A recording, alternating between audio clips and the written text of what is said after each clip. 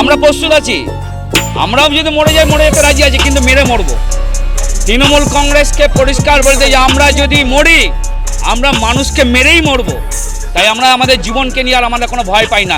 রাজনীতি করতে এসেছি, মরবো। এই মুহূর্তে সবচেয়ে বড় খবর ভোট পরবর্তী হিংসা অব্যাহত বর্ধমানে। এই মুহূর্তে সবচেয়ে বড় খবর ভোট পরবর্তী হিংসা অব্যাহত বর্ধমানে বিজেপির জেলা কার্যালয়ের অতর্কিত হামলার অভিযোগ তৃণমূল আশ্রিত দুষ্কৃতীদের বিরুদ্ধে। এই মুহূর্তে সবচেয়ে বড় খবর বর্ধমানে বিজেপির জেলা কার্যালয়ে হামলার অভিযোগ তৃণমূলের বিরুদ্ধে।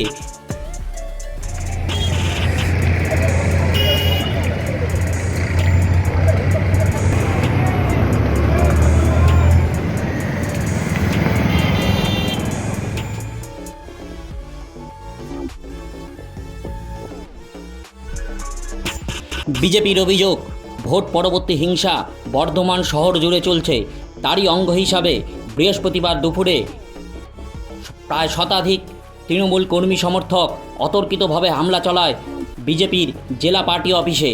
পাশাপাশি ভাঙচুর করা হয় জেলা সভাপতির গাড়িসহ পার্টি অফিসে থাকা একাধিক মোটর বাইক সহ অসংখ্য দলীয় কার্যালয়ের জিনিসপত্র।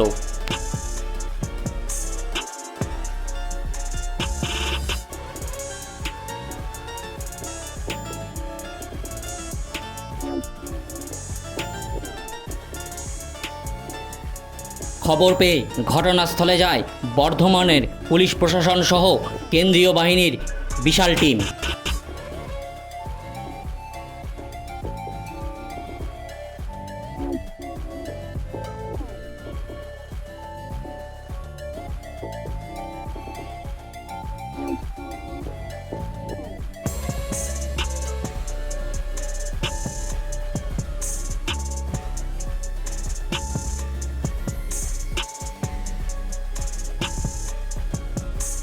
বিজেপির নেতৃত্বের একাংশের দাবি তৃণমূল কংগ্রেসের নেতৃত্বরা যদি তাদের দলীয় কর্মী সমর্থকদের না আটকায় তাহলে মারের বদলা মার আমরাও তৈরি আছি। তৃণমূল দুষ্কৃতীরা আনুমানিক 150 থেকে 200 জন হাতে লাঠি এবং কি রিভলভার পেরিয়ে যাবে, যারা আগ্নেয়াস্ত্র নিয়ে এসে আমাদের পার্টি অফিসের ভেতরে ঢুকে গেছিল।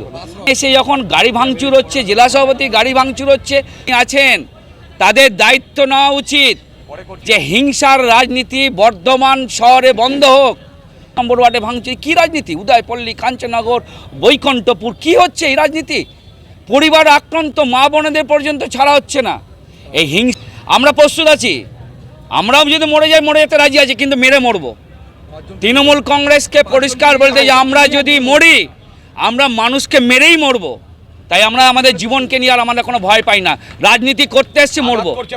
আঘাত হলে পাল্টা প্রতিরোধ হবে। শ্যামাপ্রসাদ মুখার্জি, যদি নিজেকে বাঁচাতে চাও তাহলে প্রতিরোধ করো। তাই একটাই কথা বলবো, একটাই কথা, যারা তৃণমূল কংগ্রেসের দায়িত্বপূর্ণ কার্যকর্তা আছেন আপনাদের অনুরোধ করব, আপনাদের কর্মীদের সংযত করুন, হিংসার রাজনীতি বন্ধ করুন, সৌহার্দ্যের রাজনীতি করুন। আমার নাম সুমিত দত্ত, আমি বর্ধমান দুর্গাপুর লোকসভা।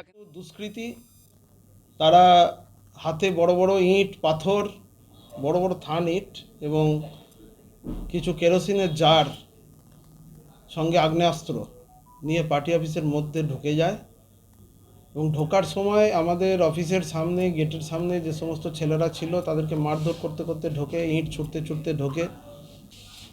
তারপরে ওরা ভেতরে ঢুকে হামলা চালায় আমাদের। দেখুন, এই দুষ্কৃতী রাজ তো তৃণমূল এই মুহূর্তে করে যাচ্ছে। ভোটে হার জিত আছে।